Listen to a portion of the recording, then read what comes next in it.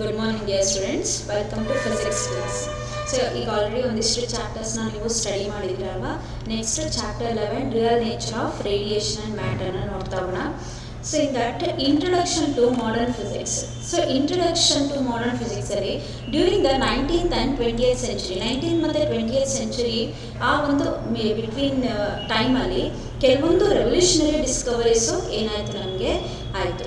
So ಆ ಒಂದು revolutionary discoveries ಆದಾಗ ಏನಾಯ್ತು ಅಂತ ಹೇಳಿದ್ರೆ ನಮ್ಮ ಪೂರ್ವಜರು ಏನು ಅಂದ್ಕೊಂಡಿದ್ರು ಆ ಒಂದು ಐಡಿಯಾಗಳಿಗೆ ಒಂದು ಚೇಂಜಸ್ನ ಏನು ಮಾಡ್ತಾ ಹೋದ್ರು, ಕೊಡ್ತಾ ಹೋದ್ರು ಕೆಲವೊಂದು ಸೈಂಟಿಸ್ಟ್ಗಳು. So that is that they changed our earlier ideas of nature of matter and energy. So ನಾವು ಏನು ಅಂದ್ಕೊಂಡಿದ್ವೋ ಅದಕ್ಕೆ ಒಂದಿಷ್ಟು ನಮಗೆ ಐಡಿಯಾಸ್ನ ಚೇಂಜ್ ಮಾಡಿಕೊಂಡು ಸಮ್ ಕಾಂಟ್ರಿಬ್ಯೂಷನ್ನ ಮಾಡ್ತಾ ಹೋದ್ರು. The following are some of the important discoveries. ಯಾವ್ಯಾವುದು ಕೆಲವೊಂದು ಡಿಸ್ಕವರೀಸ್ ಆಯಿತು ಆ ಟೈಮಲ್ಲಿ, ಆ ಒಂದು ಇಂಟರ್ಮೀಡಿಯೇಟ್ ಟೈಮಲ್ಲಿ ಅಂತ ಹೇಳಿದರೆ ಎಲೆಕ್ಟ್ರೋಮ್ಯಾಗ್ನೆಟಿಕ್ ಥಿಯರಿ ಇರ್ಬೋದು. ಅದು ಯಾವುದು ಎಷ್ಟನೇ ಇದರಲ್ಲಿ ಇನ್ವೆನ್ಷನ್ ಆಯಿತು, 1873. Next thermionic emission, X rays, radioactivity, discovery of electron, quantum theory of radiation, theory of relativity, atomic nucleus, Bohr's atomic theory, artificial radioactivity, semiconductors etcetera. So ಇವೆಲ್ಲ ಕೆಲವೊಂದು ಏನು ನಮಗೆ ರೆವಲ್ಯೂಷನರಿ ಡಿಸ್ಕವರೀಸ್ ಆಯಿತು ಆ ಒಂದು 19th ಮತ್ತು 20th century intermediate ಆಗಿರೋಂಥ ಒಂದು ರೆವಲ್ಯೂಷನರಿ ಡಿಸ್ಕವರೀಸು. ನಾವು ಏನು ಅಂದ್ಕೊಂಡಿದ್ವೋ ಅದಕ್ಕೆ ಇನ್ನೊಂಚೂರು ಅಡಿಷ್ನಲ್ ಆಗಿ ಒಂದಿಷ್ಟು ಕಾನ್ಸೆಪ್ಟ್ಗಳನ್ನ ಏನು ಮಾಡಿದ್ರು ನಮಗೆ ಕಾಂಟ್ರಿಬ್ಯೂಟ್ ಮಾಡ್ತಾ ಹೋದರು. ಅದರಲ್ಲಿ ಕೆಲವೊಂದು ಕಾನ್ಸೆಪ್ಟ್ಗಳು ಇವಿಷ್ಟು. So next, the period commencing from about 1890 can be considered as a modern physics. So ಇದಿಷ್ಟು ಈ ಏನು ಡಿಸ್ಕವರಿ ಆಯಿತು ಅದಾದಮೇಲೆ ಇದಿಷ್ಟು ಒಂದು ಫಿಸಿಕ್ಸ್ನ ಏನಂತ ಹೇಳಕ್ಕೆ ಶುರು ಮಾಡಿದ್ರು, ಆ ಒಂದು ಪೀರಿಯಡ್ನ ಮಾಡರ್ನ್ ಫಿಸಿಕ್ಸ್ ಅಂತ ಹೇಳೋಕ್ಕೆ ಶುರು ಮಾಡಿದ್ರು. ಅದಕ್ಕಿಂತ ಮುಂಚೆ ಏನು ಹೇಳ್ತಿದ್ರು, ಅದನ್ನು ಕ್ಲಾಸಿಕಲ್ ಫಿಸಿಕ್ಸ್ ಅಂತ ಹೇಳ್ತಾ ಇದ್ರು. ಅದಕ್ಕಿಂತ ಮುಂಚೆ ಇನ್ವೆನ್ಷನ್ಸ್ ಆಗೋಕ್ಕಿಂತ ಮುಂಚೆ ಇದನ್ನ ಏನಂತ ಹೇಳ್ತಾಯಿದ್ರು, ಕ್ಲಾಸಿಕಲ್ ಫಿಸಿಕ್ಸ್ ಅಂತ ಹೇಳ್ತಾ ಇದ್ರು. ಈ ಕೆಲವೊಂದು ರೆವಲ್ಯೂಷನರಿ ಚೇಂಜಸ್ ಆದಮೇಲೆ ಅದನ್ನು ಏನಂತ ಹೇಳಕ್ಕೆ ಶುರು ಮಾಡಿದ್ರು, ಮಾಡರ್ನ್ ಫಿಸಿಕ್ಸ್ ಅಂತ ಹೇಳಲಿಕ್ಕೆ ಶುರು ಮಾಡಿದರು. So here modern physics primarily deals with the subatomic particles and is called atomic physics. So ಈ ಮಾಡರ್ನ್ ಫಿಸಿಕ್ಸಲ್ಲಿ ಏನೇನು ಮೇಯ್ನಾಗಿ ನಾವು ಏನು ಓದ್ತೀವಿ ಅಂತ ಹೇಳಿದಾಗ ಸಬ್ ಅಟಾಮಿಕ್ ಪಾರ್ಟಿಕಲ್ಸ್ ಆಟಮ್ಸಲ್ಲಿ ಇರೋವಂಥ ನಿಮಗೆ ಆಟಮ್ಸ್ ಗೊತ್ತು. ಆಟಮ್ಸ್ನ ಇನ್ನೂ ನಮಗೆ ಪ್ರಾಪರ್ಟೀಸ್ಗಳನ್ನ ತಿಳ್ಕೊಂಡು ಅದನ್ನು ಇನ್ವೆನ್ಷನ್ಸ್ ಮಾಡೋದ್ರಿಂದ ಅದನ್ನು ಏನಂತ ಹೇಳ್ತಾ ಇದ್ರು, ಆಟೋಮಿಕ್ ಫಿಸಿಕ್ಸ್ ಅಂತ ಹೇಳ್ತಾ ಇದ್ರು. Okay, next electron emission.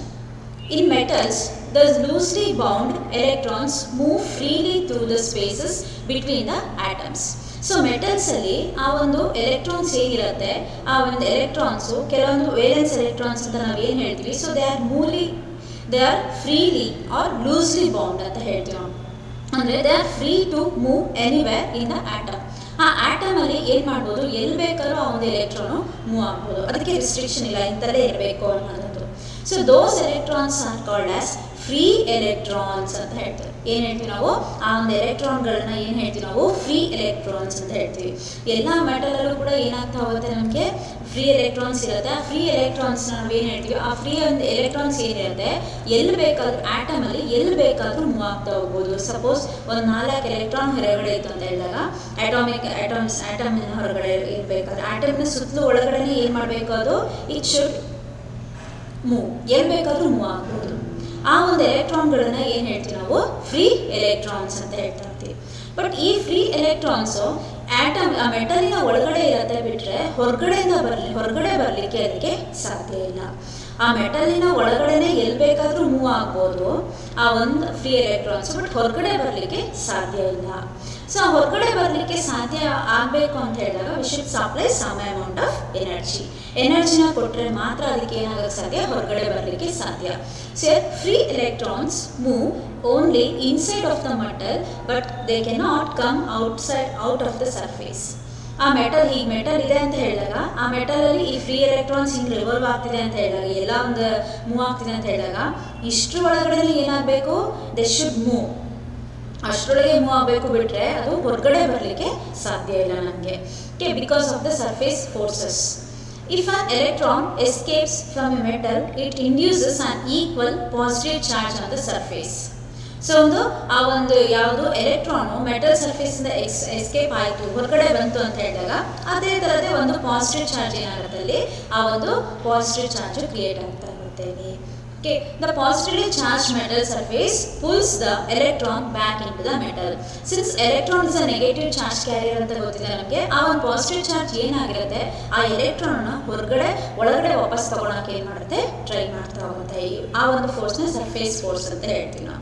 Okay, if sufficient external energy is supplied to the free electrons, ಆ ಒಂದು ಫ್ರೀ ಎಲೆಕ್ಟ್ರಾನ್ಸ್ ಏನು ಫ್ರೀ ಎಲೆಕ್ಟ್ರಾನ್ಸ್ ರಿವಾಲ್ವ್ ಆಗ್ತಿರುತ್ತೆ, ಆ ಎಲೆಕ್ಟ್ರಾನ್ಸ್ಗೆ ಒಂದು ಮಿನಿಮಮ್ ಎನರ್ಜಿ ಅಥವಾ ಸಫಿಷಿಯನ್ಸ್ ತನಗೆ ಸಾಕಾಗುವಷ್ಟು ಒಂದು ಎನರ್ಜಿನ ನಾವು ಸಪ್ಲೈ ಮಾಡ್ತಾ ಹೋದರೆ ಅವಾಗ ಏನಾಗುತ್ತೆ, ಆ ಎನರ್ಜಿನ ತೊಗೊಂಡ್ಬಿಟ್ಟದು ಹೊರಗಡೆ ಬರ್ತಾ ಹೋಗುತ್ತೆ.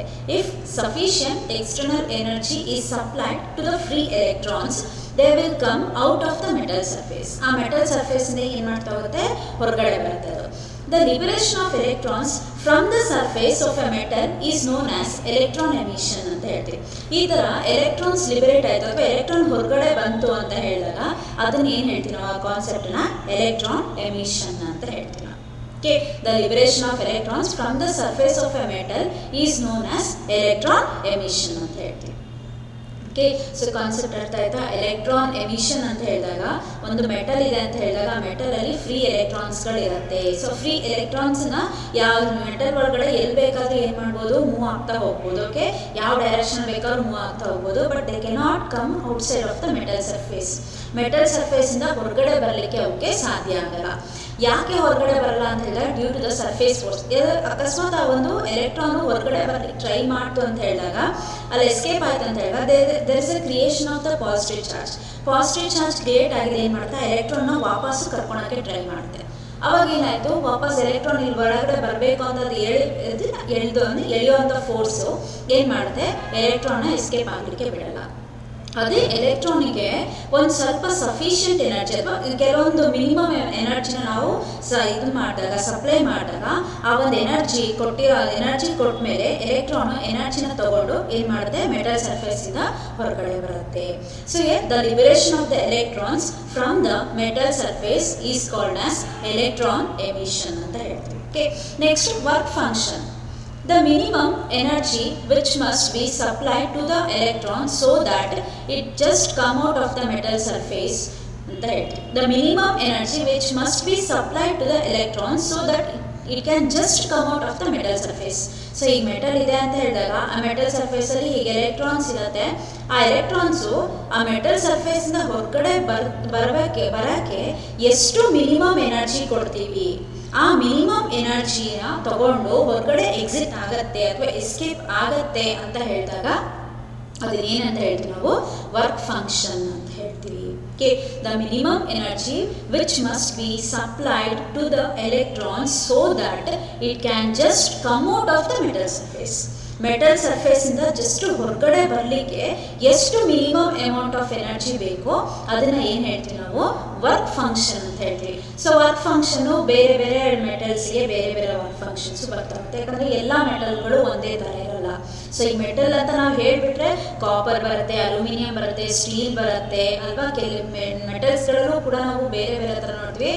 ಹಂಗಿದ್ದಾಗೂ ಕೂಡ ಎಲೆಕ್ಟ್ರಾನ್ ಎಮಿಷನ್ನು ಕೂಡ ಏನಾಗ್ತಾ ಹೋಗುತ್ತೆ, ಚೇಂಜ್ ಆಗುತ್ತೆ ಅದರಲ್ಲಿ. ಯಾಕಂದರೆ ವರ್ಕ್ ಫಂಕ್ಷನ್ ಕೆಲವೊಂದು ಮೆಟಲು ಕಡಿಮೆ ವರ್ಕ್ ಫಂಕ್ಷನ್ ಇರುತ್ತೆ, ಕೆಲವೊಂದು ಮೆಟಲ್ಗೆ ಜಾಸ್ತಿ ವರ್ಕ್ ಫಂಕ್ಷನ್ ಇರುತ್ತೆ.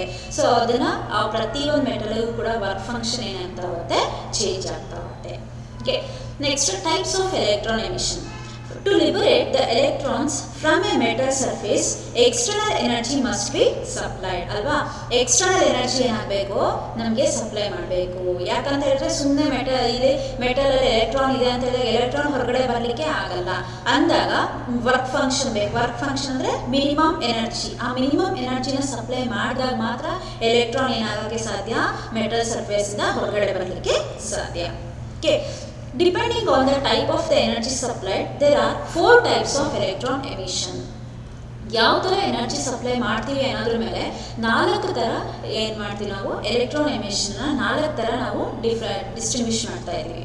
So that is thermionic emission. Thermionic emission means emission of electrons from metal surface when it is heated is known as thermionic emission ಅಂತ ಹೇಳ್ತೀವಿ. Emission of the metal surface. So metal surface ಹಿಂಗಿದೆ ಅಂತ ಹೇಳಿದಾಗ metal surface ನಾವೇನು ಮಾಡ್ತಾ ಇದ್ವಿ, heat ಮಾಡ್ತಾ ಇದ್ವಿ. ಹೀಟ್ ಮಾಡ್ತೀವಿ ಅಂತ ಹೇಳಿದಾಗ ಅಲ್ಲಿ ಏನಾಯಿತು, ಆ ಏನು ಫ್ರೀ ಎಲೆಕ್ಟ್ರಾನ್ಸ್ ಏನಿರುತ್ತೆ valence electrons, they gets energy ತೊಗೊಂಡು ಹೀಟ್ ಮಾಡ್ತಾ ಇದೀವಿ ಅಂದಾಗ ಎನರ್ಜಿ ತೊಗೊಂಡು ಏನಾಯಿತು, it escapes from the metal surface. Electron ejection ಆಯಿತಾ, ಎಲೆಕ್ಟ್ರಾನ್ ಎಸ್ಕೇಪ್ ಆಯಿತು. ಯಾವ ಥರ ಎಸ್ಕೇಪ್ ಆಯಿತು, when the metal plate is heated.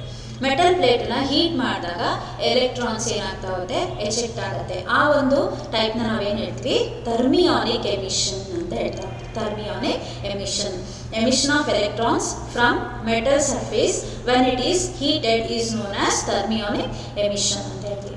If electrons take sufficient energy when the metal is heated, they will come out of the metal. Emitted electrons are called as thermoelectrons or thermions.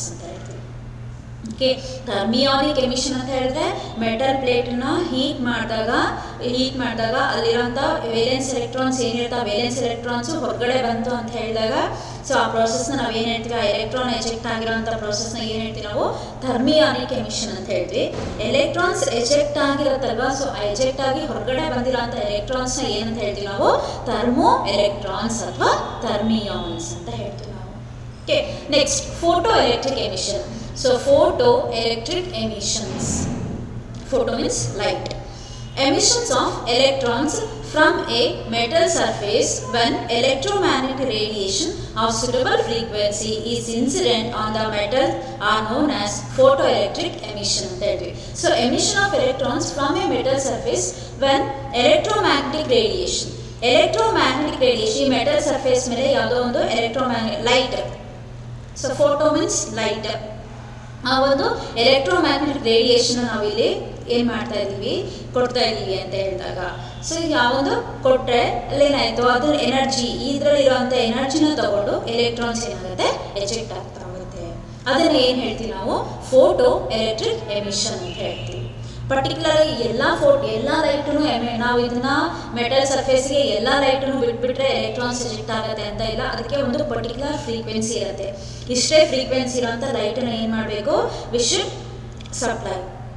ಅಷ್ಟೇ ಒಂದು frequency ಇರೋಂಥ radiation ಏನು ಮಾಡಬೇಕು ನಾವು ಆ metal surface ಮೇಲೆ ಕೊಡಬೇಕು. ಅವಾಗ ಏನಾಯಿತು, ಇನ್ಸಿಡೆಂಟ್ ಆ ಒಂದು ಫ್ರೀಕ್ವೆನ್ಸಿ ಇರೋಂಥ ಒಂದು ಲೈಟ್ ಇನ್ಸಿಡೆಂಟ್ ಆದಾಗ ಫೋಟೋ ಎಲೆಕ್ಟ್ರಿಕ್ ಎಮಿಷನ್ ಆಗ್ತಾ ಹೋಗುತ್ತೆ.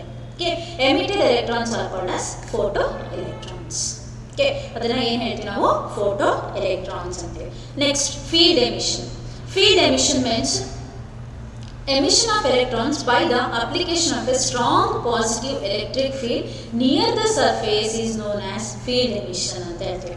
ಸೊ ಒಂದು ಮೆಟಲ್ ಪ್ಲೇಟಿಗೆ ಎಲೆಕ್ಟ್ರಿಕ್ ಫೀಲ್ಡ್ನ ಅಪ್ಲೈ ಮಾಡೋದು. ಸೊ ಒಂದು ಬ್ಯಾಟ್ರಿಗೆ ಹಿಂಗೆ ಕನೆಕ್ಟ್ ಮಾಡೋದು, ಪಾಸಿಟಿವ್ ಮತ್ತು ನೆಗೆಟಿವ್ ಟರ್ಮಿನಲ್ ತೊಗೊಂಡು ಬ್ಯಾಟ್ರಿ ಕನೆಕ್ಟ್ ಮಾಡ್ತೀವಿ ಅಂತ ಹೇಳಿದಾಗ ಅಲ್ಲಿ ಏನಾಯಿತು, ನಮಗೆ ಒಂದು ಎನರ್ಜಿ ತಗೊಳ್ತು. ಯಾವುದು, ವೇಲೆನ್ಸ್ ಎಲೆಕ್ಟ್ರಾನ್ಸ್, ಇಲ್ಲಿರೋ ಅಂಥ ಎಲೆಕ್ಟ್ರಾನ್ಸ್ ಏನು ವೇಲೆನ್ಸ್ ಎಲೆಕ್ಟ್ರಾನ್ಸ್ ನಮಗೆ ಎನರ್ಜಿನ ತಗೊಂಡು ಏನಾಗ್ತಾ ಹೋಗುತ್ತೆ, ಇಲ್ಲಿಂದ ಹೊರಗಡೆ ಬರ್ತಾ ಹೋಗುತ್ತೆ ಮೆಟಲ್ ಸರ್ಫೇಸಿಂದ. ಓಕೆ, ಅದನ್ನೇನು ಹೇಳ್ತೀವಿ ನಾವು, ಫೀಲ್ಡ್ ಎಮಿಷನ್ ಅಂತ ಹೇಳ್ತೀವಿ. Applied positive electric field attracts the electrons strongly and pulls them out of the metal. ಅಲ್ಲೇನಾಯಿತು, ಅಪ್ಲೈ ಮಾಡಿದಾಗ ನಾವು ಎಲೆಕ್ಟ್ರಿಕ್ ಫೀಲ್ಡ್ನ ಅಪ್ಲೈ ಮಾಡ್ತೀವಿ ಅಂತ ಹೇಳಿದಾಗ ಎಲೆಕ್ಟ್ರಾನ್ಸ್ನ ಅಟ್ರಾಕ್ಟ್ ಮಾಡುತ್ತೆ. ಎಲೆಕ್ಟ್ರಾನ್ಸ್ನ ಅಟ್ರಾಕ್ಟ್ ಮಾಡಿಬಿಟ್ಟು ಅದನ್ನ ಏನು ಮಾಡುತ್ತೆ, ಹೊರಗಡೆ ತೊಗೊಳಕ್ಕೆ ಏನು ಮಾಡುತ್ತೆ, ಟ್ರೈ ಮಾಡ್ತಾ ಹೋಗುತ್ತೆ. ಹೊರಗಡೆ ತೊಗೊಳಕ್ಕೆ ಟ್ರೈ ಮಾಡಿಬಿಟ್ಟು ಆ ಎಲೆಕ್ಟ್ರಾನ್ಸ್ನ ಹೊರಗಡೆ ಎಳ್ದು ಹಾಕತ್ತೆ. ಸೊ ಅವಾಗ ಏನಾಯಿತು, ಎಗೇನ್ ಎಲೆಕ್ಟ್ರಾನ್ ಎಜೆಕ್ಷನ್ ಆಯಿತು ಅಂತ ಹೇಳಿದಾಗ ಆ ಒಂದು ಎಮಿಷನ್ ನಾವೇನು ಹೇಳ್ತೀವಿ, ಫೀಲ್ಡ್ ಎಮಿಷನ್ ಅಂತ ಹೇಳ್ತೀವಿ. So since in this process no heating is required, the process is also called as cold emission ಅಲ್ವಾ. ಥರ್ಮಿಯಾನಿಕ್ ಎಮಿಷನಲ್ಲಿ ಹೀಟ್ ಮಾಡಿದ್ವಿ ನಾವು, ಫೋಟೋ ಎಲೆಕ್ಟ್ರಿಕ್ ಎಮಿಷನಲ್ಲಿ ರೇಡಿಯೇಷನ್ಸ್ನ ಬಿಟ್ಟಾಗ ಅದೇನಾಯಿತು, ನಾವು ಎನರ್ಜಿ ತೊಗೊಂಡು ಎಮಿಟ್ ಆಯಿತು. ಬಟ್ ಇದರಲ್ಲಿ ಹೀಟಿಂಗ್ ಪ್ರೋಸೆಸ್ ಏನಿಲ್ಲ, ಜಸ್ಟ್ ಏನು ಮಾಡ್ತೀವಿ, ಒಂದು ಫೀಲ್ಡಿಗೆ ಸಬ್ಜೆಕ್ಟ್ ಮಾಡಿ ಆ ಸರ್ಫೇಸ್ ಮೇಲೆ ಏನು ಮೆಟಲ್ ಸರ್ಫೇಸ್ ಅದ್ರ ಹತ್ರ ಏನು ಮಾಡ್ತೀವಿ ನಾವು, ಎಲೆಕ್ಟ್ರಿಕ್ ಫೀಲ್ಡ್ನ ಏನು ಮಾಡ್ತೀವಿ, ಇಡ್ತೀವಿ. ಎಲೆಕ್ಟ್ರಿಕ್ ಫೀಲ್ಡ್ ಇಟ್ಟಾಗ ಏನಾಯಿತು, ಆ ಒಂದು ಎಲೆಕ್ಟ್ರಿಕ್ ಫೀಲ್ಡ್ ಏನು ಕ್ರಿಯೇಟ್ ಆಗಿರೋಂಥ ಎಲೆಕ್ಟ್ರಿಕ್ ಫೀಲ್ಡು ಆ ಮೆಟಲಲ್ಲಿ ಇರುವಂಥ ಎಲೆಕ್ಟ್ರಾನ್ಸ್ನ ಏನು ಮಾಡ್ತಾ ಹೋಗುತ್ತೆ, ಹೊರಗಡೆ ಎಳ್ದು ಹಾಕತ್ತೆ. ಹೊರಗಡೆ ಎಳ್ದು ಹಾಕಿದಾಗ ಎಗೇನ್ ವೇಲೆನ್ಸ್ ಎಲೆಕ್ಟ್ರಾನ್ಸ್ ಹೊರಗಡೆ ಬಂತು ಅಂತ ಹೇಳಿದಾಗ ಎಲೆಕ್ಟ್ರಾನ್ಸ್ ಎಜೆಕ್ಷನ್ ಆಯಿತು. ಎಜೆಕ್ಷನ್ ಆಗಿರೋಂಥ ಎಲೆಕ್ಟ್ರಾನ್ನ ಏನು ಹೇಳ್ತೀವಿ, ಎಜೆಕ್ಷನ್ ಆಗಿರೋಂಥ ಎಲೆಕ್ಟ್ರಾನ್ ಪ್ರೋಸೆಸ್ ನಾವು ಏನು ಹೇಳ್ತೀವಿ, ಫೀಲ್ಡ್ ಎಮಿಷನ್ ಅಂತ ಹೇಳ್ತಾ ಹೋಗ್ತೀವಿ. ಓಕೆ, ಆ್ಯಂಡ್ ಈ ಪ್ರೊಸೆಸಲ್ಲಿ ನಾವು ಏನು ಹೀಟ್ ಮಾಡೋದಲ್ಲೇ ಇಲ್ಲ, so that is called as cold emission ಅಂತ ಹೇಳ್ತೀವಿ. Next another one is secondary emission. Secondary emission means emission of electrons from a metal surface by bombarding the metal with the high speed electrons. When fast moving electron hit a metal surface, they transfer their kinetic energy to the electrons inside the metal. If energy gained is sufficient, electrons will come out. Emitted electrons are called as secondary emission. Okay, ಇಲ್ಲಿ ಏನು secondary emission ಅಂತ ಹೇಳಿದಾಗ ಒಂದು ಯಾವುದೋ ಒಂದು metal ಇದೆ ಅಂತ ಹೇಳಿದಾಗ ಆ ಮೆಟಲಿಗೆ ಒಂದು ಹೈ ಸ್ಪೀಡ್ ಎಲೆಕ್ಟ್ರಾನು ಏನು ಮಾಡ್ತಾ ಹೋಗುತ್ತೆ, ಹಿಟ್ ಮಾಡ್ತಾ ಹೋಗುತ್ತೆ ಅಥವಾ ಬೊಂಬಾರ್ಡ್ ಮಾಡ್ತಾ ಹೋಗುತ್ತೆ. ಬೊಂಬಾರ್ಡ್ ಅಂತ ಹೇಳಿದ್ರೆ ಹಿಟ್ ಮಾಡಿದಾಗ ಅಲ್ಲೇನಾಯಿತು, ಆ ಒಂದು ಸರ್ಫೇಸಲ್ಲಿ ಆ ಏನು ವೇಲೆನ್ಸ್ ಎಲೆಕ್ಟ್ರಾನ್ಸ್ಗಳು ಓಡಾಡ್ಕೊಂಡಿರ್ತಾವೋ ಆ ವೇಲೆನ್ಸ್ ಎಲೆಕ್ಟ್ರಾನ್ಸು ಇಲ್ಲಿ ಬಂದು ಹಿಟ್ ಮಾಡಿರೋಂಥ ಎಲೆಕ್ಟ್ರಾನ್ಸ್ನ ಎನರ್ಜಿನ ತಗೊಳುತ್ತೆ. ಸೊ ಈ ಎಲೆಕ್ಟ್ರಾನ್ಸು ಎನರ್ಜಿನ ಆ ಒಂದು ವೇಲೆನ್ಸ್ ಎಲೆಕ್ಟ್ರಾನ್ಸ್ಗೆ ಏನು ಮಾಡುತ್ತೆ, ಟ್ರಾನ್ಸ್ಫರ್ ಮಾಡ್ತಾ ಹೋಗುತ್ತೆ. ಟ್ರಾನ್ಸ್ಫರ್ ಮಾಡಿದಾಗ ಆ ಒಳಗಡೆ ಇರುವಂಥ ಎಲೆಕ್ಟ್ರಾನ್ಸು ಎನರ್ಜಿನ ಗೇನ್ ಮಾಡಿಕೊಂಡು they come out of the metal surface. Okay, ಹಾಗಾದರೆ ಅದಕ್ಕೆ ಸಫಿಷಿಯೆಂಟ್ ಎನರ್ಜಿ ಸಿಕ್ತು ಅಂತ ಹೇಳಿದಾಗ ಎನರ್ಜಿ ಏನು ಮಾಡುತ್ತೆ, ಮೆಟಲ್ ಏನಿಂದ ಎಸ್ಕೇಪ್ ಆಗ್ತಾ ಹೋಗುತ್ತೆ, ಎನರ್ಜಿ ಎಲೆಕ್ಟ್ರಾನ್ಸು ಹೊರಗಡೆ ಬರ್ತಾ ಹೋಗುತ್ತೆ. ಈ ಒಂದು ಎಮಿಷನ್ ನಾವೇನು ಹೇಳ್ತೀವಿ, ಸೆಕೆಂಡರಿ ಎಮಿಷನ್ ಅಂತ ಹೇಳ್ತಾ ಹೋಗ್ತೀವಿ. You can understand there are 4 types of the emission, that is thermionic emission, photoelectric emission, field emission and secondary emission ಅಂತ ಹೇಳ್ತೀವಿ. Next, photoelectric effect. Photoelectric effect means emission of electrons. Photoelectric emission ನೋಡಿದ್ವಿ ಅಲ್ವಾ, ಅದೇ ಥರನೇ photoelectric effect ಅಂತ ನೋಡ್ತೀವಿ. Emission of electrons from a metal surface when electromagnetic radiation of suitable frequency is incident on a metal is known as photoelectric effect ಅಂತ ಹೇಳ್ತೀವಿ. Okay, ಫೋಟೋಎಲೆಕ್ಟ್ರಿಕ್ effect ಅಂತ ಹೇಳಿದ್ರೆ ನಾವು ನೋಡಿದ್ವಿ ಅಲ್ವಾ, ಅಲ್ಲಿ ಒಂದು ಯಾವುದೋ ಒಂದು ಸುಟಬಲ್ ಫ್ರೀಕ್ವೆನ್ಸಿ ಇರುವಂಥ ಲೈಟನ್ನ ಏನು ಮಾಡ್ತೀವಿ, ಮೆಟಲ್ ಮೇಲೆ ಏನು ಮಾಡ್ತೀವಿ, ಇನ್ಸಿಡೆಂಟ್ ಮಾಡಿದಾಗ ಆ ಒಂದು ಏನು ವೇಲೆನ್ಸ್ ಫ್ರೀ ಎಲೆಕ್ಟ್ರಾನ್ಸ್ ಏನಿರುತ್ತೆ, ಫ್ರೀ ಎಲೆಕ್ಟ್ರಾನ್ಸ್ ಎನರ್ಜಿನ ಗೇನ್ ಮಾಡ್ಕೊಂಡು ಏನು ಮಾಡುತ್ತೆ, ಆ ಮೆಟಲ್ ಸರ್ಫೇಸಿಂದ ಹೊರಗಡೆ ಬರುತ್ತೆ. ಆ ಪ್ರೊಸೆಸ್ ನಾವೇನು ಹೇಳ್ತೀವಿ, ಫೋಟೋ ಎಲೆಕ್ಟ್ರಿಕ್ ಎಮಿಷನ್ ಅಂತ ಹೇಳ್ತೀವಿ. ಇಲ್ಲೂ ಕೂಡ emission of electrons from A metal surface when electromagnetic radiation of suitable frequency is incident on A metal is known as photo electric effect. ಒಂದು ಪರ್ಟಿಕ್ಯುಲರ್ ಫ್ರೀಕ್ವೆನ್ಸಿ ಇರುವಂಥ ಒಂದು ರೇಡಿಯೇಷನ್ ಏನು ಮಾಡ್ತೀವಿ, ಮೆಟಲ್ ಸರ್ಫೇಸ್ಗೆ ಕೊಟ್ಟಾಗ ಅವಾಗ ಏನಾಯಿತು, ಎಮಿಷನ್ ಆಗುತ್ತೆ. ಆ ಒಂದು ಪ್ರಾಸೆಸ್ ನಾವೇನು ಹೇಳ್ತೀವಿ, ಫೋಟೋ ಎಲೆಕ್ಟ್ರಿಕ್ ಎಫೆಕ್ಟ್ ಅಂತ ಹೇಳ್ತೀವಿ. ಸೊ ಯಾರು ಡಿಸ್ಕವರ್ ಮಾಡಿದ್ದು, ಹರ್ಟ್ಸ್ ಅನ್ನೋರು 1887 ಡಿಸ್ಕವರ್ ಮಾಡಿದ್ದು ಯಾವುದನ್ನ, ಫೋಟೋ ಎಲೆಕ್ಟ್ರಿಕ್ ಎಫೆಕ್ಟನ್ನು. ಓಕೆ, ಹಾಗಾದರೆ ಫೋಟೋ ಎಲೆಕ್ಟ್ರಿಕ್ ಎಫೆಕ್ಟು ಹೇಗಾಗತ್ತೆ ಅಂತ ನೋಡ್ತಾ ಹೋಗೋಣ. ಓಕೆ, ಸೊ ಡಯಾಗ್ರಾಮ್ ಕಾಣಿಸಿದೆ ಮೇಲೆ the liberated electrons are called as photo electrons ಅಂತ ಹೇಳ್ತೀವಿ. ಸೊ ಇಲ್ಲಿ ಲಿಬರೇಟ್ ಆಗಿರೋಂಥ ಒಂದು ಎಲೆಕ್ಟ್ರಾನ್ಸ್ ನಾವು ಏನು ಹೇಳ್ತೀವಿ, ಫೋಟೋ ಎಲೆಕ್ಟ್ರಾನ್ಸ್ ಅಂತ ಹೇಳ್ತೀವಿ ನಾವು. So the current constituted by the motion of photoelectrons in a circuit is called photoelectric current. ಈ ಒಂದು ಸರ್ಕ್ಯೂಟ್ ಅಲ್ಲಿ ಬರ್ತಿರುವಂಥ ಕರೆಂಟ್ನ ನಾವೇನು ಹೇಳ್ತೀವಿ, photoelectric current ಅಂತ ಹೇಳ್ತೀವಿ ನಾವು. Different metals give photo emission for radiation of different wave length ಅಲ್ವಾ, ಯಾಕಂದರೆ ಮೆಟಲ್ಸು ಡಿಫ್ರೆಂಟ್ ಆಗಿರುತ್ತೆ, ಅದಕ್ಕೆ ವರ್ಕ್ ಫಂಕ್ಷನ್ ಕೂಡ ಡಿಫ್ರೆಂಟ್ ಇರುತ್ತೆ ಅಂತ ಹೇಳಿದಾಗ ನಾವು ಇನ್ಸಿಡೆಂಟ್ ಮಾಡಿದಾಗ ಎಜೆಕ್ಷನ್ ಕೂಡ ಏನಾಗ್ತಾ ಹೋಗುತ್ತೆ, ಡಿಫ್ರೆಂಟಾಗಿ ಎಜೆಕ್ಷನ್ ಆಗ್ತಾ ಹೋಗುತ್ತೆ ನಮಗೆ. ಸೊ ಅದು ಕರೆಂಟ್ ಏನಾಗುತ್ತೆ, ನಮಗೆ ಬರುವಂಥ ರೇಡಿಯೇಷನ್ ವೇವ್ ಲೆಂತ್ ಕೂಡ it may changes. Okay, because work function is different for different metals. Yes, ಫಸ್ಟ್ಗೆ ಹೇಳಿದ್ವಿ ಅಲ್ವಾ, zinc and magnesium respond to UV radiation. Ultraviolet ರೇಡಿಯೇಷನ್ಗೆ ಜಿಂಕ್ ಮತ್ತು ಮ್ಯಾಗ್ನೀಷಿಯಮ್ ಏನು ಮಾಡುತ್ತೆ, ಅದು ಚೆನ್ನಾಗಿ ರೆಸ್ಪಾಂಡ್ ಮಾಡುತ್ತೆ. Lithium and sodium respond to visible lights. Visible ಲೈಟಿಗೆ ಯಾವುದೇ ನಮಗೆ ಇದು ಸಪೋರ್ಟ್ ಮಾಡುತ್ತೆ, ಸೋಡಿಯಮ್ ಮತ್ತು lithium. And heavy metal response to X rays. So ಎಕ್ಸ್ರೇಸ್ಗೆ ರೆಸ್ಪಾಂಡ್ ಮಾಡುವಂಥ ಮೆಟಲ್ಗಳು ಯಾವುದು, heavy metals. Next, experimental study of photo electric effect. ಈ ಡಯಾಗ್ರಾಮ್ ನೋಡ್ಕೊಳ್ಳಿ. Photosensitive cathode C and anode A are closed in a evacuated glass tube T. So ಇದನ್ನ evacuated glass tube ಅಂತ ಹೇಳ್ತೀವಿ. So ಇಲ್ಲಿ cathode, ಇದು anode, which is separated by some distance, that is enclosed in a evacuated glass chamber. So glass ಟ್ಯೂಬಲ್ಲಿ evacuated glass, ಇಲ್ಲಿ ಒಂದು fine pore ಇರುತ್ತೆ ಅಥವಾ ಸ್ಮಾಲ್ ಹೋಲ್ ಇರುತ್ತೆ. So which is use to incident the radiation incident ಆಗಲಿಕ್ಕೆ ಒಂದು small hole ಇರುತ್ತೆ. Okay, The glass tube has a side tube with a quartz window. ಆ ಒಂದು ಇದನ್ನೇ ಸ್ಮಾಲ್ ಹೋಲ್ನ ಏನಂತೀವಿ ನಾವು ಕ್ವಾರ್ಟ್ಸ್ ವಿಂಡೋ ಅಂತ ಹೇಳ್ತೀವಿ. That is represented by W ಅಲ್ಲಿ ರೆಪ್ರೆಸೆಂಟ್ ಮಾಡ್ತೀವಿ ಅಲ್ವಾ ನಾವು. Electrodes are connected through a high tension variable DC source or high tension HT ಅಂತ ನಾವು ಏನು ಬರ್ತೀವಿ ಅದನ್ನ ಹೈ ಟೆನ್ಷನ್ ಬ್ಯಾಟ್ರಿಗೆ ಕನೆಕ್ಟ್ ಮಾಡ್ಕೊಳ್ತೀವಿ. ಆ್ಯಂಡ್ ಎ ಮೈಕ್ರೋ ಆಮೀಟರ್, ಇದು micro ammeter, this is plug. Okay, when radiation falls on C, ಆ radiation C ಮೇಲೆ ಬಿದ್ದಾಗ, ಇಲ್ಲಿ ಆ ಕ್ವಾರ್ಟ್ಸ್ ವಿಂಡೋ ಇಂದ ರೇಡಿಯೇಷನು ಸಿ ಮೇಲೆ ಬಿದ್ದಾಗ ಫೋಟೋ ಎಲೆಕ್ಟ್ರಾನ್ಸ್ ಆರ್ ಲಿಬರೇಟೆಡ್. ಒಂದು ಸುಟಬಲ್ ಫ್ರೀಕ್ವೆನ್ಸಿ ಇರುವಂಥ ಲೈಟನ್ನು ನಾವು ಕ್ಯಾಥೋಡ್ ಮೇಲೆ ಇನ್ಸಿಡೆಂಟ್ ಮಾಡಿದ್ವಿ ಅಂತ ಹೇಳಿದಾಗ, ಸೊ ಕ್ಯಾಥೋಡಿಂದ ಏನಾಗುತ್ತೆ, ಎಲೆಕ್ಟ್ರಾನ್ಸು ಎಜೆಕ್ಟ್ ಆಗ್ತಾ ಇತ್ತು. ಎಲೆಕ್ಟ್ರಾನ್ಸ್ ಎಜೆಕ್ಟ್ ಆಯಿತು ಅಂತ ಹೇಳಿದಾಗ here they move towards the anode A. ಇಲ್ಲಿ ಆ್ಯನೋಡ್ ಇದ್ರೆ ಏನಾಗ್ತಾ ಹೋಗುತ್ತೆ, ಮೂವ್ ಆಗ್ತಾ ಹೋಗುತ್ತೆ. So they R attracted towards the anode. The micro ammeter records the photo current. So ಏನಾಯಿತು, ಮೈಕ್ರೋ ಆಮೀಟರಲ್ಲಿ ಫೋಟೋ ಕರೆಂಟ್ ಎಷ್ಟು ಬರ್ತಿದೆ ಅದನ್ನು ರೆಕಾರ್ಡ್ ತೋರಿಸ್ತಾ ಹೋಗುತ್ತೆ, ರೆಕಾರ್ಡ್ ಆಗ್ತಾ ಹೋಗುತ್ತೆ. Experiment is conducted to study how photoelectric current depends on intensity of light. ಈ experiment ಯಾಕೆ ಮಾಡ್ತೀವಿ ಅಂತ ಹೇಳಿದ್ರೆ, ಹಿಯರ್ ಫೋಟೋ ಎಲೆಕ್ಟ್ರಿಕ್ ಕರೆಂಟ್ಸು ಯಾವ ಥರ ನಮಗೆ ಇಂಟೆನ್ಸಿಟಿ ಆಫ್ ಲೈಟ್ ಮೇಲೆ ಡಿಪೆಂಡ್ ಆಗಿರುತ್ತೆ. ಇಲ್ಲಿ ಇಂಟೆನ್ಸಿಟಿ ಆಫ್ ಲೈಟ್ ಅಂದರೆ ಯಾವ ಇಂಟೆನ್ಸಿಟಿಯಲ್ಲಿ ಬರ್ತಿದೆ ಅದ್ರ ಮೇಲೆ ಫೋಟೋ ಕರೆಂಟು ಹೆಂಗೆ ಡಿಪೆಂಡ್ ಆಗಿರುತ್ತೆ ಅನ್ನೋದನ್ನು ನೋಡಲಿಕ್ಕೋಸ್ಕರ ಈ ಒಂದು ಎಕ್ಸ್ಪೆರಿಮೆಂಟ್ನ ನೋಡ್ತೀವಿ. Next to find the frequency of light ಅನ್ನು ನೋಡಲಿಕ್ಕೆ. Next the voltage between the electrodes and the nature of the photo emissive material. So ಹಾಗಾದರೆ ಇಲ್ಲಿ ಯಾವ ಎಕ್ಸ್ಪೆರಿಮೆಂಟು ಏನಾಗಿ ಕಂಡಕ್ಟ್ ಮಾಡ್ತೀವಿ ಅಂತ ಹೇಳಿದಾಗ, to study how the photo electric depends, ಈ ಫೋಟೋ ಎಲೆಕ್ಟ್ರಿಕ್ ಕರೆಂಟು ಇಂಟೆನ್ಸಿಟಿ ಮೇಲೆ ಹೇಗೆ ಡಿಪೆಂಡ್ ಆಗಿರುತ್ತೆ, ಅದ್ರ ಜೊತೆಗೆ ಫ್ರೀಕ್ವೆನ್ಸಿ ಮೇಲೆ ಹೇಗೆ ಡಿಪೆಂಡ್ ಆಗಿರುತ್ತೆ, ಅದ್ರ ಜೊತೆಗೆ voltage between the electrodes. So electrodes ಮೇಲೆ ವೋಲ್ಟೇಜ್ ಬಿಟ್ವೀನ್ ದ ಎಲೆಕ್ಟ್ರೋಡ್ಸ್ ಮೇಲೆ ಹೇಗೆ ಡಿಪೆಂಡ್ ಆಗಿರುತ್ತೆ, ಕ್ಯಾಥೋಡ್ ಮತ್ತು ಆ್ಯನೋಡ್ ಏನಿರುತ್ತೆ ಅದ್ರ ಮೇಲೆ ಹೇಗೆ ಡಿಪೆಂಡ್ ಆಗಿರುತ್ತೆ, and the nature of the photo emissive material. ಹಾಗಾದ್ರೆ ಆ ಮೆಟೀರಿಯಲ್ನ ಫೋಟೋ ಎಮಿಸಿವ್ ಆ ಮೆಟೀರಿಯಲ್ನ ನೇಚರ್ನ ಸ್ಟಡಿ ಮಾಡಲಿಕ್ಕೆ ಏನು ಮಾಡ್ತೀವಿ ನಾವು, ಇದನ್ನು ಆ ಒಂದು ಎಕ್ಸ್ಪೆರಿಮೆಂಟ್ನ ಕಂಡಕ್ಟ್ ಮಾಡ್ತಾ ಹೋಗ್ತೀವಿ. Okay, that is about the photo electric effect ಅಂತ ಹೇಳ್ತೀವಿ. ಓಕೆ, ಇಷ್ಟು ಅರ್ಥ ಆಯ್ತಾ? ಸೊ ಏನೇನು ನೋಡಿದ್ವಿ ನಾವು ಇದರಲ್ಲಿ, electron emission, types of emission, ಜೊತೆಗೆ ಫೋಟೋ ಎಲೆಕ್ಟ್ರಿಕ್ ಎಫೆಕ್ಟು ಅದನ್ನು ನೋಡಿದ್ವಿ ಅಲ್ವಾ, and experimental study of the photo electric effect. Okay, ಇದು ನೆಕ್ಸ್ಟ್ ಕ್ಲಾಸಲ್ಲಿ ನೋಡೋಣ. Okay, thank you.